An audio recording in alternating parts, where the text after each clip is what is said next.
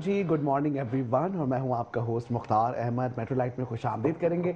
और जी सुबह का मौसम है, आज मंगल का दिन है और बड़ा खुशी का माहौल नजर आ रहा है। जी क्या कहेंगी? अस्सलाम वालेकुम नाज़रीन, प्रोग्राम मेट्रो लाइट के साथ मैं हूँ। अभी तो खैर 9 ही बजे हैं, तो आगे जो है वो दिन आपका अच्छा गुजरेगा। और सर्दी के हिसाब से जो आजकल मौसम जो ऑन एंड ऑफ, कभी सर्दी कभी गर्मी चल रही है, तो आज तबीयतों में बहुत ज्यादा जो ना वो चेंजेस आ रहे हैं। नहीं ऐसा ही है, बिल्कुल ऐसा ही हो रहा है। और अब तो सर्दियां शुरू हो चुकी हैं, क्या चेंजेस आएंगी। सुबह सुबह तो उठने का दिल ही नहीं करता। दिल ही नहीं करता। और सुबह सुबह जो है ना, बस अक्सर और बेशतर जब सुबह हमारा अलार्म बजता है और अलार्म के अलावा जब इतनी बड़ी लिस्ट आ जाती है प्रोड्यूसर के पास से कि आज के टॉपिक में ये सब कुछ है, फिर हम डिस्कस कर रहे होते हैं आने के बाद मेकअप रूम में भी। आज हम चाह रहे थे कि थोड़ा सा अपनी भी रूटीन बता दें कि भाई रूटीन जो है ना ऐसी होती है कि सुबह सुबह 6 बजे जब निकल कर आप आए, फिर उसके बाद मेकअप रूम में, फिर वहाँ पे डिस्कशंस अलग हो रही होती हैं, फिर 1 घंटा जो है वो प्रोड्यूसर के साथ बैठे करवाते अलग सो जाएं आप। अच्छा सो भी जाएं, सो भी जाएं ना आप, थोड़ी सी नींद पूरी कर लें। थोड़ा सा जो वो बिस्तर से निकल के जब आप ऑफिस आते हैं तो वो एक अजीब सी एक ना एनर्जी कैफियत होती है। लेकिन सुबह सुबह की जो एनर्जी है ना आजकल, क्योंकि कराची में गर्मियां इतनी ज्यादा हैं और ऐसे मौसम के अंदर जो है ना, अब जब सर्दियां आई है तो उसको लोग भरपूर तरीके से एंजॉय करें। बच्चों की तो खैर छुट्टियां चल रही हैं और लेकिन अब जो है वो स्कूल खुलने शुरू हो गए हैं। तो कुछ स्कूल्स अभी भी बंद हैं और कुछ स्कूल जो है वो स्टार्ट हो चुके हैं। तो भाई वो तमाम बच्चे जो कि अब स्कूल जा रहे हैं, तो सर्दी में ठिठुरते हुए जो बच्चे जाते हैं ना छोटे, मुझे तो बड़ा अफसोस हो रहा होता है। मैं तो बल्कि गुजारिश भी करूंगा उन स्कूल से, इंतजामिया से, कि जो इस वक्त हमारे असल में होता ऐसा है ना, जब सर्दी पड़ती मतलब जब सर्दी होती नहीं है तो वो छुट्टी दे दे। जैसे कि दिसंबर के लास्ट में इतनी ठंड नहीं थी। अब जब से न्यू ईयर लगा 1 जनवरी के बाद ठंड पड़ना, जैसे बारिश हुई 31 दिसंबर से, जब से बारिश शुरू हुई तो ठंड में इजाफा हो गया और स्कूल खुल गए। तो मैं तो कोशिश करूंगी, छोटे बच्चे होते हैं ना उनको थोड़ा सा स्पॉइल कर लेना चाहिए, 2-4 दिन आप छुट्टी करवा लें ताकि वो नींद पूरी कर। छोटे बच्चे बहुत गहरी नींद सो रहे होते हैं, नींद क्या पूरी करे, रात भर तो वो बच्चों की शरारतें ही हैं कि बच्चे जो है ना वो शरारतों के साथ साथ सेलफोन में लगे रहते हैं। इतने मासूम से सब आराम से सोए होते हैं, दिल भी नहीं चाहता उनको उठाने का कि उठा के जबरदस्ती। अच्छा जी, अब उस दिन आप मुझसे पूछ रहे थे कि आप जो है वो क्या खाना पसंद करते हैं, तो मैंने आपको बताया था कि बिरयानी तो मुझे पसंद है, लेकिन साथ में मुझे दाल चावल बहुत पसंद है। तो आज हम बात थोड़ी सी दाल के हवाले से भी करेंगे, क्योंकि आज 6 जनवरी है, मतलब 6 जनवरी। और आज के दिन की अगर हम बात करें तो आज के दिन को कहा जाता है नेशनल बीन्स डे। अब ये बीन्स कौन कौन सी बीन्स हैं इसके ऊपर हम गुफ्तगू करेंगे। अच्छा, कुछ बीन्स तो वो होती हैं जो सेहत के लिए बड़ी जरूरी होती हैं, जितने भी जिम ट्रेनर्स होते हैं वो रेकमेंड भी करते हैं वो बीन्स खाने होते हैं। लेकिन कुछ ऐसी सब्जियां हैं जिसको अगर हम देखें, जिनकी जो शबाहत है ना वो हमारे ऑर्गन से मिलती हुई होती है। जैसे कि हम लोबिया जिसका हम कहते हैं, किडनी से थोड़ी सी मिलती हुई होती है। इसी तरीके से हम अगर दूसरी जानिब देखें कि जी तरह तरह की जो दालें हैं, अच्छा कलर कितने खूबसूरत लगते हैं जब आप कभी बाजार जाएं और वहां लाइन से दाल रखी हुई हो, तो वो दालों के जो कलर्स है, येलो भी है, ग्रीन भी है और ब्लैक कलर भी है, व्हाइट कलर भी है। कौन से आपको कलर कौन सा अच्छा लगता है दालों में? चलिए ये बताएं। दालों में सबसे खूबसूरत कलर जो होता है ना वो मसूर की दाल। आपने सुना है मसूर की दाल होती है, ऑरेंज कलर, थोड़ा orange mustard colour, peach, mustard या पीच टाइप इस तरह का थोड़ा सा कलर होता है, ऑरेंज की तरह का मसूर दाल, जिसको मूंग और मसूर जो साथ पकाई जाती है।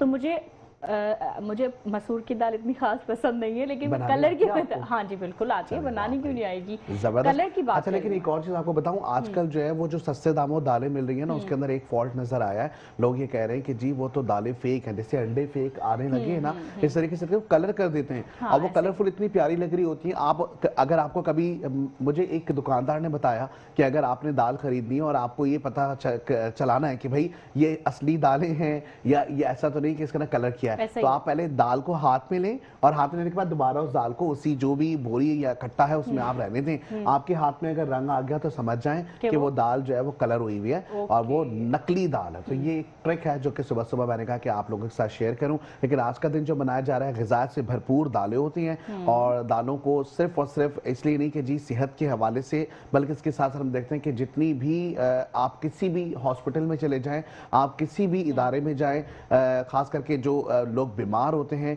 शिफायाबी के लिए, जहां हम देख रहे होते हैं कि जी खास करके दालों का इस्तेमाल ही बताया जा रहा होता है। और एक और चीज़ सबसे अच्छी कि इसके अंदर जो विटामिन होते हैं ये बड़े पावरफुल होते हैं। प्रोटीन्स तो ज़ाहिर दाल के अंदर प्रोटीन्स तो मौजूद होती है, प्रोटीन जो है वो डेफिनेटली आपकी जिस्म के लिए काफ़ी ज़्यादा ज़रूरी है, लेकिन इसके साथ साथ सुबह सुबह चाको चौमन रहना, तो मैं कहता हूँ एक वक्त तो दाल का अच्छा, दालों का ये है कि आप इस्तेमाल उनका मुख्तलिफ शक्लों में, जैसे कि मुख्तलिफ रेसिपीज़ आप दाल की बनाते हैं या मुख्तलिफ सब्जियों सब्जियों के साथ भी दालें बनाई जाती है ना, तो इसी तरह से अभी जो मौसम, जो गर्म मौसम है, तो आप दाल का सूप भी पी सकते हैं, जैसे हाँ जी, दाल का सूप बनता है, बहुत मसूर की दाल का और मूंग दाल का शायद मिक्स करके बनाया जाता है, जो कि बहुत लजीज होता है और फायदेमंद तो वैसे ही है। चिकन पाउडर उसमें डाल दें तो हाँ, वो चिकन पाउडर या चाहे तो आप थोड़ी सी श्रेड की हुई चिकन डाल दें आप उसमें, इसी तरह से दाल तो वो एक थोड़ी मुख्तलिफ चीज भी हो जाएगी ना। हाँ, ऐसा ही है, थोड़ा सा ऐसा फील होगा आपके आप चिकन खा रहे हैं, जिनको नहीं पसंद सिर्फ दालें खाना तो वो चिकन के साथ खा लेंगे, उसमें चिकन पाउडर, चिकन क्यूब, इस तरह की चीजें यूज कर सकते हैं ताकि उसका थोड़ा सा टेस्ट जो है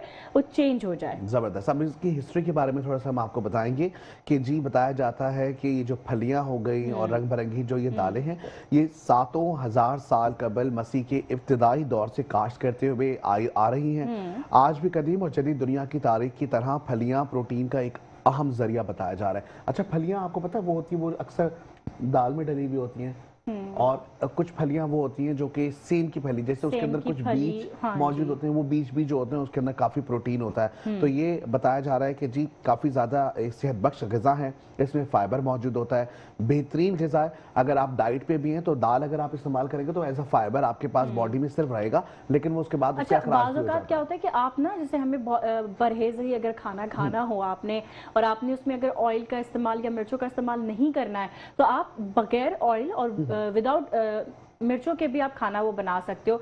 आप उसको जो है विदाउट मिर्चों का, काली मिर्चों का इस्तेमाल आप उसमें कर लें, ऑयल के बगैर आप बना लें, तो वो इसी तरह से वो जायके में बुरी भी नहीं लगती। अच्छा, अब इस पे ना सबसे अच्छी चीज ये है कि आप बॉईल कर लें, बॉईल करने के बाद उसमें जो भी कोई फ्लेवर अगर आपने ऐड करना है तो वो कर लें, तो ये एक अच्छी चीज है। अच्छा भाई, दूसरे चारे में हम देख रहे हैं कि सेहत के ख्याल के हवाले से एक और बात सामने आई है और एक बड़ी खबर है जो कि हम शेयर करेंगे आपसे।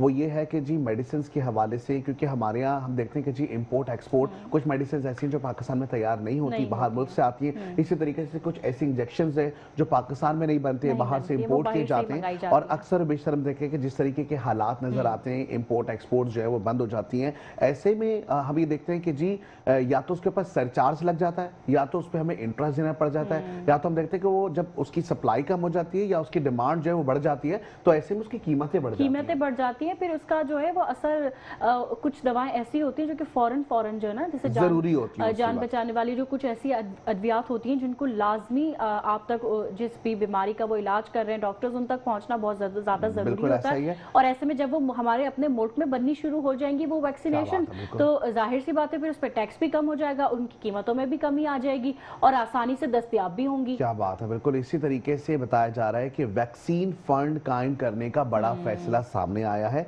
और ये फैसला जो किया गया है, बता रहे हैं कि मुल्क की तारीख में पहली बार एक अद्वियात साजी का जो मामला है उसमें वैक्सीन फंड्स की तैयारी के मामला सामने आ रहे हैं। मकामी सतह पर अद्वियात की तैयारी की पॉलिसी को दस्तावेजात के मुताबिक मुल्क में चंद बरस में वैक्सीन का दरामदी बिल 1 अरब 20 करोड़ डॉलर से मुतजाविज होने का खदशा बताया गया। मकामी सतह पर वैक्सीन की तैयारी से तकरीबन 50 करोड़ डॉलर की सालाना बचत होगी, जबकि मकामी अद्वियात तैयारी पॉलिसी के तहत मुल्क में पहली बार वैक्सीन फंड्स बनाया जाएगा। दस्तावेजात के मुताबिक बताया गया कि पॉलिसी के तहत 1 से 2 साल के लिए कलील मुद्दती एक्शन प्लान पॉलिसी का हिस्सा भी होगा।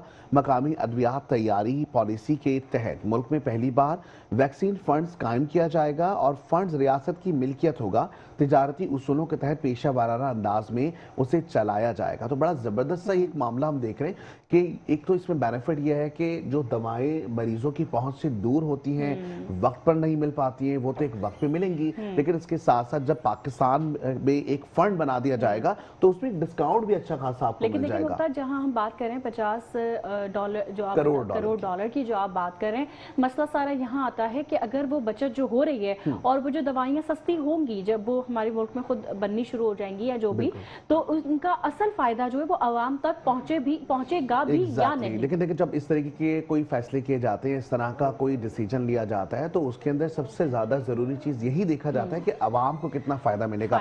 अभी तो नेक्स्ट स्टेप पे हम बाद में आएंगे ना कि जो इम्प्लीमेंटेशन हो, इम्प्लीमेंटेशन के बाद हमें फायदा कितना हो रहा है। तो बताया यही जा रहा है कि जी 50 करोड़ डॉलर तक का अगर फायदा होगा उससे मुल्क के लिए सबसे ज्यादा फायदा होगा। तो ये हमारी एक स्टोरी जो कि अभी सामने आई है। नेक्स्ट स्टोरी की जानिब बढ़ेंगे और हम जो नेक्स्ट स्टोरी है उसके बारे में बताएं। जाए तो हम बात करेंगे खास करके गुज़िश्ता रोज़ भी हमने देखा कि एक दहशतगर्दी का वाकया रोनुमा होते होते बच गया, बाल बाल हम कराची के लोग जो है महफूज हो गए। ऐसे में हम देखते हैं कि जी दहशतगर्दी के बढ़ते हुए वाकयात से नमरदाज़मा होने के लिए टॉलरेंस की पॉलिसी जो है वो बनाई गई है। पाक चीन की एक पॉलिसी है दहशतगर्दी के खिलाफ, जीरो टॉलरेंस पॉलिसी के बारे में बताया जा रहा है और एक अहम इकदाम है जो कि पाक चीन के साथ मिलकर किया जा रहा है। और क्या है भाई, बताएंगे? बिल्कुल ऐसा ही है, आपको बताएं। पाकिस्तान और चीन का दहशतगर्दी के खिलाफ जीरो टॉलरेंस पॉलिसी और सिक्योरिटी ताउन मजीद बढ़ाने पर इत्तफाक हुआ है। पाकिस्तान और चीन ने दहशतगर्दी के खिलाफ जीरो टॉलरेंस पॉलिसी और दो तरफा सिक्योरिटी ताउन मजीद बढ़ाने पर भी इत्तफाक किया है। गुज़िश्ता रोज बीजिंग में चीनी वजीर खारजा वांग यी और नायब वजीर आजम इसहाक डार की मुश्तरका सदारत में होने वाले 7वें पाक चीन स्ट्रेटेजिक डायलॉग का मुश्तरका एलामिया जारी कर दिया गया है। मुश्तरका एलामी के मुताबिक चीन की दावत पर वजीर खारजा इसहाक डार ने 3 से 5 जनवरी चीन का दौरा किया। पाक चीन वज़राए खारजा मुलाकात में जनूबी एशिया में अमन, यकतरफा इक़दामात की मुखालफत और तनाज़ात के हल पर भी जोर दिया गया है। जबरदस्त, ये तो एक बहुत अच्छा एक अहम इक़दाम सामने आ रहा है। जब पाक चीन दोस्ती की बात आती है, हम बात करते हैं पाक चीन के ताल्लुकात की बात करते हैं, तो वहां पे सबसे बड़ी एक बात आती है टेक्नोलॉजी की। अच्छा जी, टेक्नोलॉजी की एक और बात अगर हम आपसे शेयर करें तो आज भी 6 जनवरी है और 6 जनवरी का दिन जो है वो नेशनल टेक्नोलॉजी डे के हवाले से भी मनाया जाता है। अब हम देख रहे हैं कि जी जिस तरीके से जेनजीज जो है टेक्नोलॉजी की दुनिया में आगे बढ़ते हुए दिखाई दे रहे हैं, वहीं हम देख रहे हैं कि टेक्नोलॉजी के दौर में अब बीटा जो आने वाली नस्ल है वो भी इसी के ऊपर जो है हम देखते हैं कि गामजन होती हुई दिखाई देगी। ऐसे बताया जा रहा है कि कौमी टेक्नोलॉजी डे हर साल 6 जनवरी को मनाया जाता है। ये दिन इस बात को तस्लीम करता है कि टेक्नोलॉजी किस तरह दुनिया को बदल रही है और मुस्तकबिल की टेक्नोलॉजी की जानिब बताया जाता है कि हर साल पहले से लेकर जो पहिए से लेकर जो स्मार्टफोन तक ये दिन इन तकनीकी कामयाबियों को खराज तहसीन पेश करता है जो हमारी रोजमर्रा जिंदगी पर गहरा असर डालती है। अब बात यहाँ पे आती है कि हमने इसका मवाजना जो है वो पहिए से क्यों किया है, बताइए। अच्छा जी, अब जो ये बात है कि पहिए से हमने इसका मवाजना किया, उसकी वजह यह है कि टेक्नोलॉजी की दुनिया में सबसे पहले पहिया बनाया गया था, फिर पहिए के बाद जो है वो ठेला तैयार किया गया था, उसके बाद हमने देखा जी साइकिल का दौर आया, इसी तरीके से साइकिल के बाद हमने देखा मोटरसाइकिल, मोटरसाइकिल से हमने देखा कि जी गाड़ियां बननी शुरू हो गई, गाड़ियों के बाद जहाज की तरफ आ गए। तो भाई इस तरह के मामला हैं टेक्नोलॉजी की दुनिया में जिद्दा तरक्की या जो इस तरह की जो इनोवेशंस होती हैं और जो इंजीनियर्स हैं जो जिन्होंने ये सारी इनोवेशंस की हैं या जो कि टेक्नोलॉजी से वाबस्ता अफराद हैं, एक तरह से उनकी सोच की तरफ भी जो है ना रागिब करता है हमें। जाहिर है नेशनल टेक्नोलॉजी की बात हो रही है, टेक्नोलॉजी की बात हो रही है तो वहाँ हम साइंस को नहीं भूल सकते, वहाँ हम इंजीनियर्स को नहीं भूल सकते या जिन्होंने इजाद किए हैं आज से हजारों बरस पहले जो भी चीज़ें इजाद की गई थी, तो ये हम एक तरह से उनको भी याद कर लेते हैं और हम अपना टेक्नोलॉजी का जो दिन है वो भी मना लेते हैं ताकि आज हमारे पास समझ लें अगर टेक्नोलॉजी ना होती तो हम शायद सर्वाइव भी ना कर सकते और आने वाले वक्तों में भी टेक्नोलॉजी के साथ हर शख्स को जुड़ना होगा ताकि वो अपनी जिंदगी को आसान बना सके। नेक्स्ट स्टोरी की जानिब बढ़ेंगे और नेक्स्ट स्टोरी जो कि अब हमारी है, अगर हम अपने बल्कि मेरे ख्याल से अब हमें ब्रेक पे जाना चाहिए क्या? चलें जी, बिल्कुल ये स्टोरीज जो है वो इसी तरीके से जारी रहेंगी और इसके अलावा कुछ और भी इंटरेस्टिंग स्टोरीज हैं जो आपसे शेयर करते रहेंगे। यहाँ वक्त है ब्रेक का, ब्रेक पे जाएंगे, वापस आते हैं, हमारे से जुड़े रहे, देखते रहे हमारा प्रोग्राम, इसका नाम है metro light. Welcome back to the show नाज़रीन, और चाय जो है ना वो ठंडी हो चुकी है। हमारी बातें इतनी ज्यादा होती है ना कि हम ये, मैं अभी यही बात कर रहा था कि जी चाय तो सारी ठंडी हो गई, अब तो दोबारा से गर्म करवानी पड़ेगी क्योंकि सुबह सुबह के अंदर अगर गर्म चाय आपने नहीं पीना तो समझ लें आपके दिन का आगाज़। तो वैसे भी गर्म चीजें जो है ना अच्छी लगती हैं, सूप हो गया, चाय हो गई या ड्राई फ्रूट हो गए। अब ड्राई फ्रूट तो अभी हमारे पास है नहीं। हाँ, हम वो स्टोरी, अच्छा वो वाली स्टोरी भी हमारे पास एक ड्राई फ्रूट की होगी जो हम इंशाल्लाह आने वाले वक्तों में आपको बताएंगे। एक तो चोरी हमने बताई थी आपको चेक की एक और चीज की चोरी, उसके बारे में बात करेंगे, लेकिन अब आगे बढ़ेंगे स्टोरी की जाने बढ़ेंगे। ये स्टोरी थोड़ी सी जो है बिल्कुल कराची के हवाले से और थोड़ी सी जो है ना डरा देने वाली है। अच्छा, कराची जो है बहुत बड़ी तबाही से बच गया। दहशतगर्दी का एक बहुत बड़ा मंसूबा जो है वो सिक्योरिटी इदारों की जानिब से नाकाम बना दिया गया है। कराची को बड़ी तबाही से बचा लिया गया। सिक्योरिटी इदारों ने शहर में दहशतगर्दी का मंसूबा नाकाम बना दिया। सिक्योरिटी हुकाम के मुताबिक बल्दिया रईस कोर्ट ने कार्रवाई के दौरान 4 टन से ज्यादा धमाकेदार मवाद बरामद कर लिया गया। सिक्योरिटी हुकाम ने गैस सिलेंडर और मिनी ट्रक भी तहवील में ले लिया। सिक्योरिटी हुकाम के मुताबिक कार्रवाई ज़ेर हिरासत दहशतगर्दों की निशानदही पर की गई है। सिक्योरिटी हुकाम का कहना है कि ट्रक में धमाकेखेज मवाद भरकर आईआई चंडीगढ़ रोड पर दहशतगर्दी का मंसूबा बनाया गया था, जबकि सिक्योरिटी हुकाम के मुताबिक बरामदशुदा बारूदी मवाद को बम डिस्पोजल स्क्वाड ने नाकाम बना दिया है। दैट्स ग्रेट, बहुत अच्छा एक इनिशिएटिव है हुकूमत की तरफ से, इदारों की तरफ से। लेकिन यहाँ एक सवाल बनता है कि डेफिनेटली हम ये देख रहे हैं कि कराची एक सबसे बड़ा, हम देखते हैं कि जी मरकज़ है, और ये एक एक ऐसा मौशी मरकज़ हब है, होने के हब है। नाते। अब हाँ जो जी। आयत चंडीगढ़ रोड की बात बताई जा रही है कि जी आयत चंडीगढ़ रोड, तो यहाँ पे हम देखते हैं कि ये भी माशी हब है हब पूरा। है, बिल्कुल इसी तरीके से और भी हम पूरी शार फैसल हम देख रहे हैं, तो वहाँ पे भी हमारे पास तमाम बिजनेस कम्युनिटी से तमाम ऑफिस रिलेटेड सेक्टर्स, हाँ। ऑफिस सारे वहीं पर मौजूद हैं। बिजनेस सेक्टर हमारा जो है वो इसी तरह से मौजूद है। वरना दूसरा बिजनेस सेक्टर अगर हम बात करें तो हमारे पास जो है वो इंडस्ट्रियल एरियाज आ जाते हैं, जो कि पूरी कराची में तकरीबन 7 के बराबर हैं, और 7 जो इंडस्ट्रियल एरियाज बने हुए अलग अलग जोन्स में हैं। और डेफिनेटली अब इस तरीके की जब चीज़ आई तो आवाम से भी कहेंगे, हम गुजारिश करेंगे कि मुतनब्बे रहें, खबरदार रहें, देखते रहें कि अच्छा, कोई और ये कुछ जो जैसे जो अब ये इतनी बड़ी स्पोर्ट्स आप मकदार बता में रहे हैं जो ना, मिले। आया जी चंडीगढ़ रोड हो गया या शाहराह फैसल हो गया, तो ये कराची का बीच है। बिल्कुल जो ऐसा कि हमें सदर से भी मिला रहा है, जो कि हमें क्लिफ्टन से भी मिला रहा है, जो कि हमें अगर हम सदर से होते हुए आएंगे तो हमें गुलशन ले आएगा, या हमें इससे आगे और भी बहुत सारी जगह लेकिन पता है सबसे बड़ी बात। चीज ये है कि यहाँ पे मौशी हम जिस तरीके से आपने बताया ना, तो हर शख्स वहां जाते हैं जॉब करने के लिए। बिल्कुल, अब रोजगार की जिस तलाश तरीके में से कराची इसका आते मतलब हैं तो लोग। यही हुआ ना कि जी प्रॉपर तरीके से टारगेट किया जा रहा है। ऐसे में हम सब की जिम्मेदारी है एज अ शहरी, एज अ सिटीजन, कि हम सब जो है वो मिलके एक दूसरे का ख्याल भी रखें, लेकिन कोशिश करें, देखिए कि कोई ऐसी एक्टिविटी नजर आती है कि जो कि गैर मामूली सी है। लेकिन बात मुख्तार देखें, बात यहाँ सवालिया निशान यहाँ भी एक हम सिक्योरिटी इदारों की कारकर्दगी के हवाले से पैदा होता है एक सवाल कि कराची में इस तरह का मवाद कैसे पहुंचा, किस तरह से लाया गया, सिक्योरिटी के जो इदारे हैं क्या उनके पास इस तरह की कोई इन्फॉर्मेशन नहीं देखा ना, थी, ये सबसे अच्छी चीज तो ये हुई ना कि वक्त से पहले बर वक्त कार्रवाई करके ठीक है उस चीज को। लेकिन अब आइंदा वाले जो आने वाले वक्त है या आने वाला जो दौर है, उसमें हमें ये भी कोशिश करनी होगी कि इस तरह की कोई भी चीज कराची या मतलब मुल्क के किसी भी हिस्से में किसी भी तबाही से अगर बच जाए, हमारे यहाँ जो मासूम जाने ज़िया हो जाती हैं, ज़ाया हो जाती हैं, तो उनको बर वक्त कार्रवाई करके ठीक है बचा लिया गया। लेकिन आइंदा ये भी हिकमत अमली तैयार करनी चाहिए कि फौरन ये चीजें आने ही ना दिए जाएं। हाँ, अच्छा, अब वही मैं बता रहा था कि जिस तरीके से शहरियों के ऊपर भी फर्ज ये बनता है कि अगर कोई गैर मामूली एक्टिविटीज देखे तो एटलीस्ट पुलिस स्टेशन को या अपने जो करीबी इदारे हैं उनको इन्फॉर्म जरूर करें। कोई बिल्डिंग ऐसी जो कंस्ट्रक्शन जिसमें हो रही है, लेकिन आप देख रहे हैं कि वहाँ पे कुछ एक्टिविटीज अलग सी नजर आ रही है, कुछ आपको लग रहा है कि जी वाकई में कोई ऐसा सामान अलग से नजर आ रहा है, या कहीं बोरियां जो है वो हमें नजर आ रही है। आजकल क्या दौर चल रहा है कि अगर कुछ ऐसा देख भी रहे होंगे ना तो लोग बोलते हैं यार हमारा क्या जा रहा है,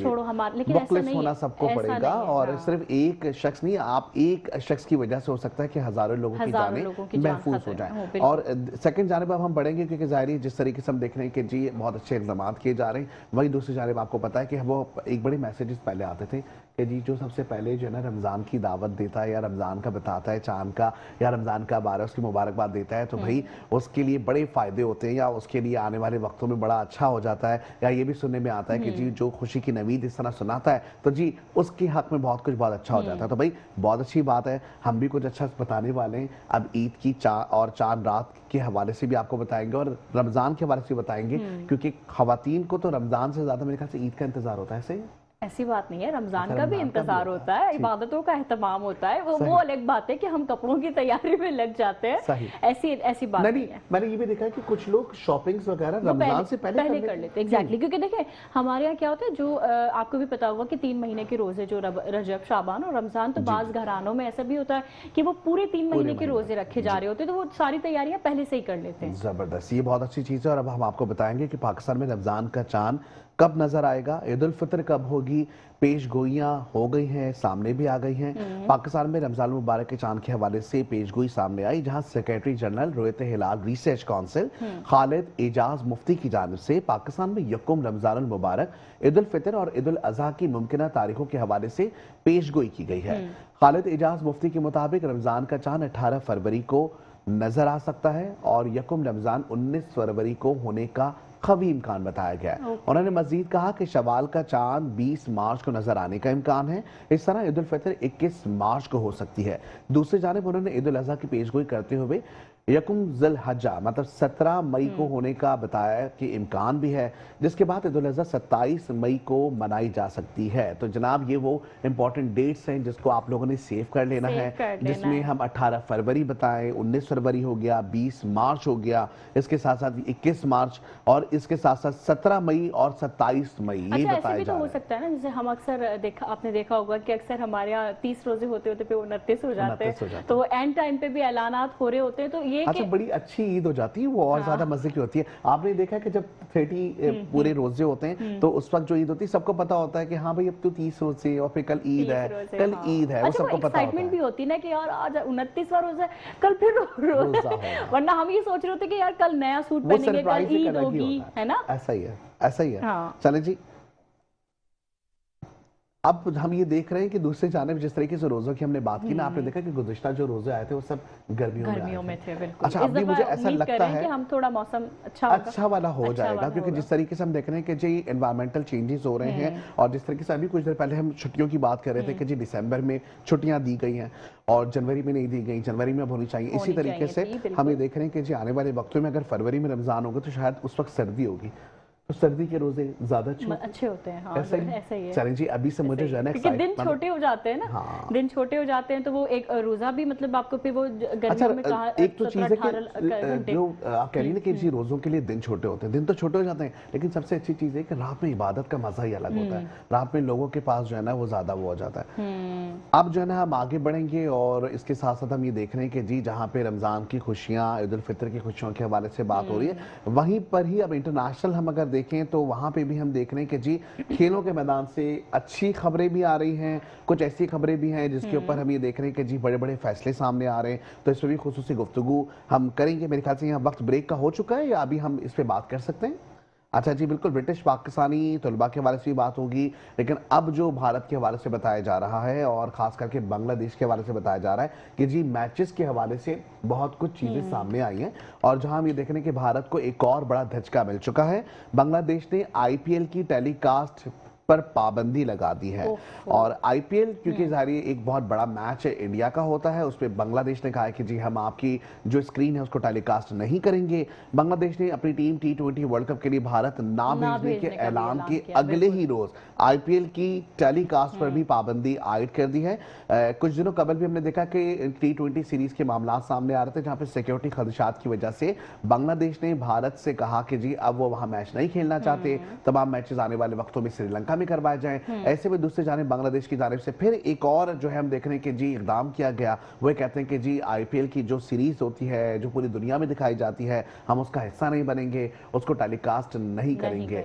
तो ये हम देख रहे हैं कि जी दोनों जानिब बांग्लादेश हो गया और इसके साथ साथ जो है अगर हम दूसरी जानिब देखें इंडिया को, तो दोनों जगह पे कशीदगियां नजर आ रही हैं, और सियासी कशीदगियां एक जानिब होनी चाहिए, लेकिन मुझे ऐसा लगता है मतलब खेलों के मैदान को सियासी मैदान नहीं बनाना चाहिए, जो है ना महदूद रखना चाहिए। ऐसा ही है कि लेकिन सियासी मैदान अलग होने चाहिए और खेलों के मैदानों में जो काम हो रहा है वो अलग तरीके से होना चाहिए, इससे बड़ा इफेक्ट होता है। लेकिन डेफिनेटली कि जिस वो कहते हैं कि जैसा बोते हैं वैसा काटते हैं। लेकिन वही बात है ना, भारत को एक अलग ही किस्म का गुरूर है, वो एक अलग ही उसको नहीं, गुज़िश्ता उन्होंने जब पाकिस्तान की बात आई तो पाकिस्तान में उनका मैच था, उन्होंने उस मैच को जो है वो कंसीडर नहीं किया, उन्होंने कहा जी हम पाकिस्तान नहीं जा सकते, सिक्योरिटी थ्रेट्स हैं। लेकिन हम देख रहे हैं कि पाकिस्तान में श्रीलंका हो गया, दूसरे इंग्लैंड हो गया, मतलब हम देख रहे हैं लंदन हो गया, इतने ममालिक हैं जहां से हमने देखा कि जी पाकिस्तान हमने में देखा कि इंडिया अक्सर यही कोशिश करता है कि अपनी टीम जो है वो उनकी पाकिस्तान ना आए या किसी दूसरे ममालिक ना जाए, लेकिन अब ये उनके साथ ही हो रहा है ना। वो कहते हैं ना, अब जैसा आपने जैसे अभी कहा कि जैसा बोओगे वैसा ही काटोगे, तो अब ये उन पे उल्टा हो गया। नशरियात भी बंद हो गई और टीम भी वापस बुला ली गई, नहीं भेजेंगे वो एक अलग चीज है। तो क्या इस हवाले से कहेंगे? बस अब उसमें यही है कि देखें जिस तरीके से आपने किया, पहले पाकिस्तान के साथ उन्होंने सारे मामला किए, बांग्लादेश डेफिनेटली पाकिस्तान और बांग्लादेश के ताल्लुकात में सिर्फ एक बाउंड्री है, बाकी इसके अलावा दोनों मुल्क जो हैं वो एक ही हैं, दोनों में जो लोग रहते हैं उनके अंदर प्यार मोहब्बत अभी बिल्कुल एक सा है। और अभी हमने ये देखा कि गुज़िश्ता एक और इंफॉर्मेशन सामने आई थी, हमारे एक मिनिस्टर हैं जो कि बांग्लादेश में मौजूद थे और खास बांग्लादेश के लिए बांग्लादेश उनको जाना था, लेकिन उनका जो दौरा है वो भारत का था और भारत में वो उनको बाकायदा तौर पे रोका गया है क्योंकि खालिदा जिया, जिनके बारे में हमने इससे पहले भी बताया था कि जी जो इस जहान फानी से रुखसत फरमा चुकी हैं, उनकी अयादत के लिए और उनकी नमाज जनाजा में शिरकत के लिए पूरी दुनिया से लोग गए हैं। तो पाकिस्तान से भी मिनिस्टर्स के लोग गए हैं और मिनिस्ट्री को जो है वो भारत में ये फेस करना पड़ा कि उनको रोका जाने लगा कि आप वहां मत जाएं। तो ये एक तरीके से भारत यही चाहता है कि बांग्लादेश के साथ पाकिस्तान के ताल्लुकात सही ना रहे। इससे पहले भी अगर 1971 की बात करें तो तब भी जंग के बीच में मोहरा सिर्फ और सिर्फ हिंदुस्तान था और उसने हम दो लखते जिगर को जो है आपस में जुदा करने की कोशिश की गई है। तो अब जब मामला देख रहे हैं कि इतने साल गुजर जाने के बाद भी बांग्लादेश और पाकिस्तान एक कौम है, एक जुबान, एक लोग हैं, एक तरह से कल्चर है, एक तरह से लोग रहते हैं, तो सिर्फ एक बाउंड्री लगी हुई है, बाकी अदरवाइज कुछ नहीं है। शर्मिंदगी की बात तो ये भी है ना, जैसे अभी देखें कुछ टाइम पहले हमने देखा कि मौसम नकवी से इन्होंने ट्रॉफी लेने से इनकार कर दिया था, ठीक है, और उसके अलावा उनसे तस्वीर उनके साथ खिंचवाने से भी मना कर दिया। तो ये भी एक तरह से आपके लिए शर्मिंदगी का ही बाइस है कि आपकी नशियात बांग्लादेश में नहीं दिखाई जाएगी और दूसरी बात अपनी टीम भी वहां भेजने से इनकार कर दिया। तो ये आपको शर्म आनी चाहिए कि आप सियासत को खेल के मैदान में ले आते हैं। बिल्कुल ऐसा ही है और मेरे ख्याल से अब यहाँ पर हम वक्त हो गया है ब्रेक का।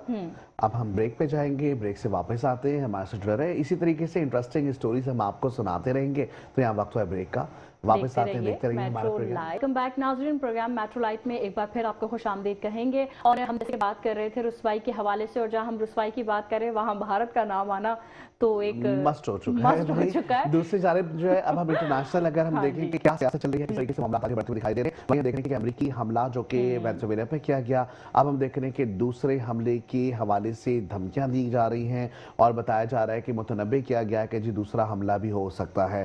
वेनेजुएला ने दुरुस्त रवैया अख्तियार ना किया तो अमेरिका दूसरा हमला करेगा। इसका मतलब अमेरिका पहले भी हमला कर चुका है। और इससे पहले अगर हम देखें, जब पाक इंडो वाकयात सामने आने लगे, इसी तरीके से हमने दूसरे जब मामला देखे तो ट्रंप का एक बड़ा अच्छा एक कोटेशन थी, वो कहता था कि जी मैं जंगें रुकवाना चाहता हूं, और वो जंगें रुकवा रहे थे। लेकिन अब वो ऐसा क्यों नहीं कर रहे हैं? बात है मुख्तार, देखें हम बात करें अगर इसराइल फलस्तीन की जंग की या हम बात करें रूस और यूक्रेन की जंग की, तो बेशक उन्होंने जरूर पाकिस्तान और इंडिया की जंग में रुकवाने में उन्होंने बहुत अहम किरदार अदा किया है, इसमें कोई शक नहीं है। लेकिन जब बात आ जाती है अपने ही किसी मुल्क या अपने ही किसी जाहिर वेनेजुएला की अगर हम बात करें, जैसे गुज़श्ता रोज उनके एक सदर को गिरफ्तार भी किया गया, उनका अपना ही खत्ता है जिसके लिए वो सारे काम करते हुए दिखाई दे रहे हैं। लेकिन इसमें पीछे जो सबसे ज्यादा जो दूसरे मुख्तलिफ उनके मिनिस्टर्स के लोग हैं, जो साबिका लोग हैं, उनसे भी जो उनकी जो मामला सामने आ रहे हैं वो यही बताते हुए दिखाई देते हैं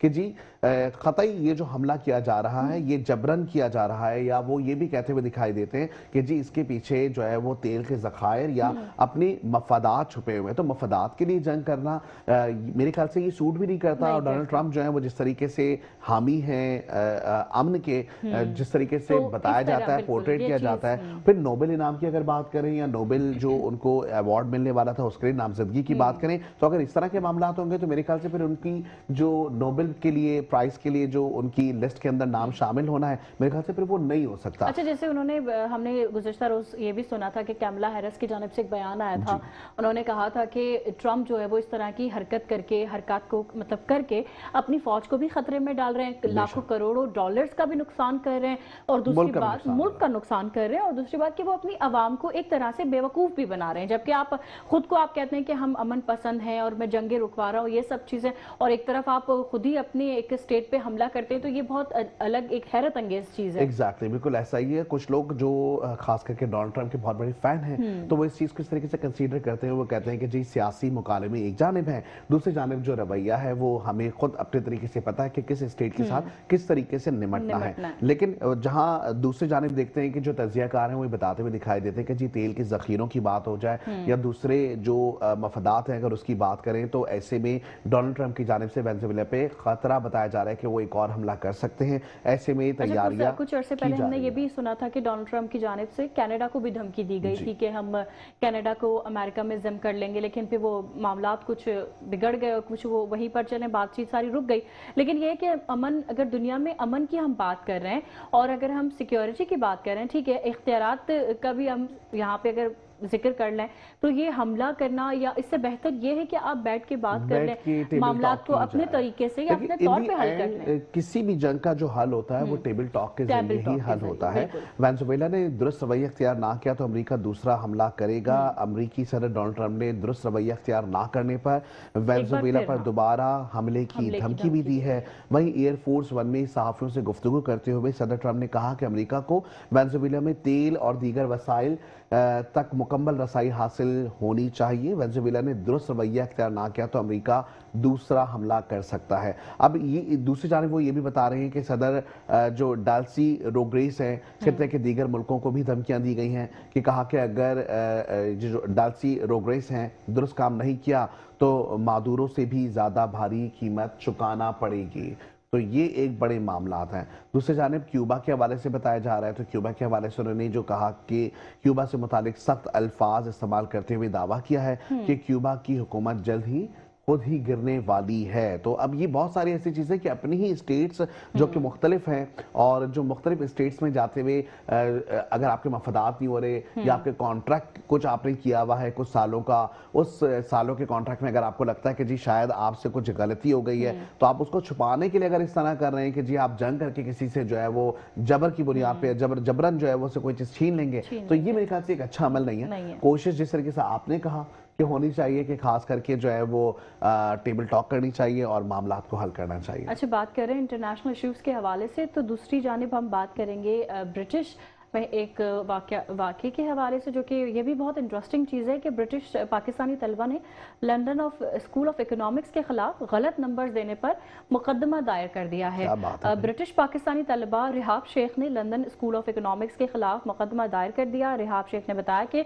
मुकदमा यूनिवर्सिटी की तरफ से गलत नंबर देने पर कैम्ब्रिज एमफिल ना कर सकने के सबब किया है। रिहाब शेख ने कहा कि 2023 में बायकॉट की वजह से मकाला सिर्फ एक रिवर ने चेक किया और 57 नंबर दिए। बाद में नजरसानी के बाद उन्होंने बढ़ाकर नंबर 72 कर दिए। बरतानवी निजात पाकिस्तानी तलबा का मौक़िफ़ है कि मुकदमा यूनिवर्सिटी की गलती तस्लीम करवाने और हट जाने के लिए है। वाज़ेह रहे कि रिहाब शेख बरतानवी मिनिस्ट्री में आला ओहदे पर काम कर रही हैं। क्या बात है भाई, और डेफिनेटली हम देख रहे हैं कि जी पाकिस्तानी जहां पर हो और अपने हक के लिए ना बोले तो ऐसा हो ही नहीं सकता। तो ये हमारी बहुत सारी दुआएं भी हैं रिहाब शेख के लिए कि आप जिस तरीके से अपना मुकदमा लड़ रही हैं, और सबसे अच्छी चीज़ ये कि सिविक सेंस के साथ साथ बेसिक सेंस ये भी उनमें है, उनको पता है कि जी हमारे ये राइट्स हैं, उन राइट्स पे हमें लाजमी इश्यूज उठाने भी होंगे, हमें अपने जो मसले हैं उनको हल करने के लिए। ऐसी बात नहीं, देखिए उन्होंने आवाज़ उठाई अपने हक के लिए, और ऐसा नहीं है कि हम जैसे हमारे यहाँ क्या होता है कि अगर आप अपने हक के लिए आवाज़ उठाएंगे तो आपको ही दबाने की कोशिश की जाएगी, लेकिन उन्होंने वहाँ की जो यूनिवर्सिटी है उन्होंने अपनी गलती तस्लीम की, उन्होंने फिर उसके जो नंबर्स थे वो बढ़ा दिए, लेकिन उसके बावजूद भी कानूनी चाराजोई तो होगी। और दूसरी जानिब डेफिनेटली उनका अगर एक साल भी जाया हुआ है या अगर उनको लास्ट ईयर में एडमिशन लेना था और वो एडमिशन उनका एमफिल का नहीं मिला तो एक बहुत बड़ा हर्जाना है उनके लिए, मतलब एक लॉस है बहुत बड़ा। उसका हर्जाना तो फिर जारी अदा करना पड़ेगा। या तो वो एमफिल की डिग्री जो है उनको हो सकता है कि स्कॉलरशिप की बुनियाद पे मिल जाए, या तो सजा के तौर पे जितनी जो उनकी फीस बनती हैं वो हर्जाने की जो रकम उनको मिलेगी, अगर वो यूनिवर्सिटी पे करेगी हर्जाने की रकम, तो वो उससे भी अपना एमफिल कर सकती है। लेकिन वही बात है कि वक्त जाया हो गया ना। बिल्कुल ऐसा ही है। और अब एक हम लास्ट स्टोरी की जानिब बढ़ेंगे, और ये स्टोरीज भी बड़ी इंटरेस्टिंग है, और मेरे ख्याल से ये स्टोरी हमारी जो है वो मीरब के हवाले से है। मीरब को आप जानती हैं? मीरब पाकिस्तानी अदाकारा की आप सिंगर अदाकारा है मेरा ख्याल जी अदाकारा हैं। हम उनकी बात करें, और मीरब के हवाले से बात सामने आ रही है जो कि वो कहती है कि मुझे ऐसा लगा, मैंने कहा शायद मुख्तार आज भी कहीं माहिरा खान की तो बात नहीं करने नहीं, तो जी हम मीरब की बात करें। और अच्छा, आपने देखा जितनी भी अच्छी पर्सनालिटीज है सबके नाम मीम से आते हैं। हाँ, जैसे मीरब हो गया, मुख्तार हो गए, थैंक यू सो मच, आपने कॉम्प्लीमेंट मुझे दिया। लेकिन यह है कि मैं इतना अच्छा नहीं हूँ, लेकिन माहिरा खान बहुत अच्छी है और मीरब भी बहुत अच्छी है और बहुत अच्छा काम कर रही है, स्क्रीन पे बहुत अच्छी नजर आती है। तो ये एक बड़ा जबरदस्त एक मामला है जो कि सामने आ रहा है। लेकिन मीरब ने 2025 के हवाले से कुछ पेशगोइयां की हैं, या उनकी जिंदगी में कुछ, हम कहते हैं कि आपका साल गुजर जाता है फिर आपको याद आता है कि आपने इस साल क्या किया, क्या खोया, क्या पाया, या किस तरीके से आपने जिंदगी में अपने वक्त को गुजारने का इरादा किया था, या आपने 2025 में कुछ सोचा था कि ये गोल्स हैं लेकिन वो अचीव नहीं कर सके। तो ऐसे ही कुछ मामला हुआ जिसपे वो कहती हैं मीरब अली कि 2025 को जिंदगी का मुश्किल तरीन साल करार देती हूँ। आपको लगा कभी आपने कभी जिंदगी में ऐसा कोई साल गुजारा तो बहुत एफर्ट्स किए आपने? हाँ, बिल्कुल। देखें, बहुत सारी चीज़ें ऐसी हुई लाइफ में जो कि हमने बहुत ज़्यादा कोशिशों के बावजूद भी वो हमें मिल ना सका। तो अब फिर वही बात है कि हम तवक्कल की भी बात करेंगे इसमें कि हम उस चीज़ को फिर अल्लाह ताला ने ज़ाहिर है एक वक़्त मुकर्रर कर रखा है आपकी हर चीज़ का, तो आप वो कुछ चीज़ें अल्लाह के ऊपर भी छोड़ दें। लेकिन हाँ, बुरा इस तरह से होता है कि आप उसमें अपने आप को थोड़ा-सा वीक फ़ील करते हैं, थोड़ा मेंटली तौर पे, थोड़ा आप फिज़िकली वीक हो जाते हैं, या वो चीज़ आपके एक ज़हन में ना तारी हो जाती है कि ये चीज़ इस तरह से हमने सोची थी और वो उस तरह नहीं हो सकी। तो ये कि हमें उस चीज के पीछे पे भागना नहीं चाहिए। अच्छा, यहाँ पे एक बड़ी अच्छी सी एक इसे आप टिप समझें या मैं बोलूंगा कि इसे रोजाना की आदत बना लें तो इससे आपके लिए बड़ी आसानियां होंगी। आपको पता है सुबह सुबह उठने के बाद सबसे पहले अगर आप शुक्र अल्हम्दुलिल्लाह अपने दिल से कहेंगे बिल्कुल, तो आने वाला पूरा दिन आपके लिए बहुत अच्छा होगा। और जो समझ लें कि जो वो दिन उसके साथ साथ जो अगर रोजाना की बुनियाद पे आप इसको आदत बना लेंगे शुक्र अल्हम्दुलिल्लाह कहने की, तो आप यकीन करें कि पूरा साल आप कुछ ना कुछ अच्छा ही हासिल करेंगे। तो मैं भी यही कोशिश करता रहता हूँ। मैं बल्कि आपसे भी दरखास्त करूंगा कि आप भी कोशिश कीजिएगा कि सुबह जैसे उठे तो शुक्र अल्हम्दुलिल्लाह जरूर कहें कि अल्लाह ने हमें एक नया दिन दिया, और नए दिन के साथ नए दिन के आगाज से जब अल्लाह ताला ने नया दिन आपको दिया, इसका मतलब उसने पूरा दिन आपका लिखा हुआ है। तो आप अगर मायूस होने तो मायूस ना हो। कभी कभी हम कहते हैं कि जी आपकी कुछ खामियां होती हैं, या कभी कभी जो है वो कामयाबियों के पीछे जो नाकामियां होती हैं, वो नाकामियां जो है वो पहले आपको फेस करनी पड़ती है, फिर आपको कामयाबी मिल जाती है। क्योंकि देखिए मेहनत करेंगे जब आप मेहनत, और वही बात है ना, हमें कुछ ना कुछ ऐसे ही तो नहीं हासिल हो जाता ना। हासिल करने के लिए आपको बहुत सारी मेहनत करनी है, बहुत सारे एफर्ट्स करने, और जाहिर है अल्लाह ताला भी चाहेंगे कि आप जब मेहनत करें तो आपका फल जरूर आपको मिले। तो आप दिल से अपनी मेहनत जारी रखें, और छोटी छोटी चीजें जो लाइफ में हो जाती हैं, कुछ अगर अल्लाह ना करे किसी के साथ कोई मसला हुआ, किसी के साथ कोई हादसा हुआ, तो कोशिश करें कि उसको भुला दें और अपने आने वाली जिंदगी को बेहतर करने के लिए काम करें। ठीक, बिल्कुल ऐसा ही है। अब हमारी जो जिस तरीके से मैं कह रहा था ना कि नेक्स्ट स्टोरी बड़ी इंटरेस्टिंग सी है, और वो ये वो कहते हैं ना कि जी अक्सर और बेशतर हम ये कहते हैं कि जी कोई चीज़ चोरी हो जाती है, हम कहते हैं भाई ये चूहा खा गया या बिल्ली खा गई। तो यहाँ पे एक मामला भारत में पेश आया, और स्मगलिंग का एक वाकया वो ये बता रहे हैं कि जी भारत में चूहे 200 किलो चर्स खा गए हैं। मनीषात स्मगलिंग के मुकदमे में मरकजी मुलजिम को रिहा कर दिया गया है। तो भाई चूहों का मामला आ रहा है, चूहे तो कुछ भी खा जाते हैं, लेकिन बात तो ये कि चूहों ने चर्स जो है वो 200 किलो खा ली, लेकिन उनको कुछ हुआ नहीं। तो ये एक बड़ा सवाल बनता है। मुझे ये हैरत सोच के हो रही है कि वो 200 किलो चूहे जो चर्स खाई, वो चूहे उसके बाद गए कहाँ चले और वो गए? मतलब क्या हुआ होगा।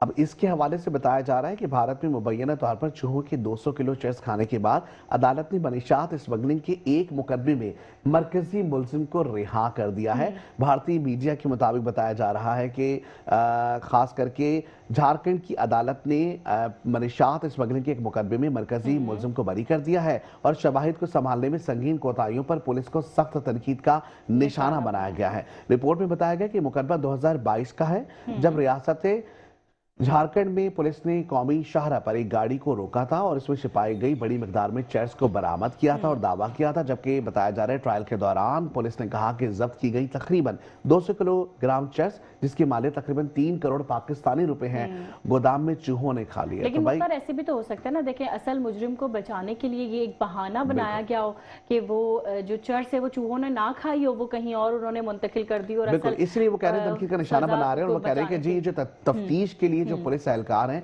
अब इनके लिए जो है कोई सबूत भी ना मिले। जी बिल्कुल ऐसा ही है। लेकिन यहाँ पर हमारे जो प्रोड्यूसर्स ने वो कह रहे हैं कि वक्त बहुत ही मुख्तसर सा है, और अब हम ये जो है वो क्लोजिंग की जानिब बढ़ना होगा। तो जी अब हम यही कहेंगे कि कल जो है और भी नेक्स्ट स्टोरीज के साथ आएंगे। आप लोगों की फीडबैक का इंतजार रहेगा। जब तक के लिए अपना भी ख्याल रखें, आपने इर्द गिर्द में रहने वाले लोगों का भी ख्याल रखें। हमारी जानिब से अल्लाह हाफिज। ठीक है जी, बिल्कुल अल्लाह हाफिज नाज़रीन, अपना बहुत सारा ख्याल रखिएगा और देखते रहिएगा मेट्रो लाइव।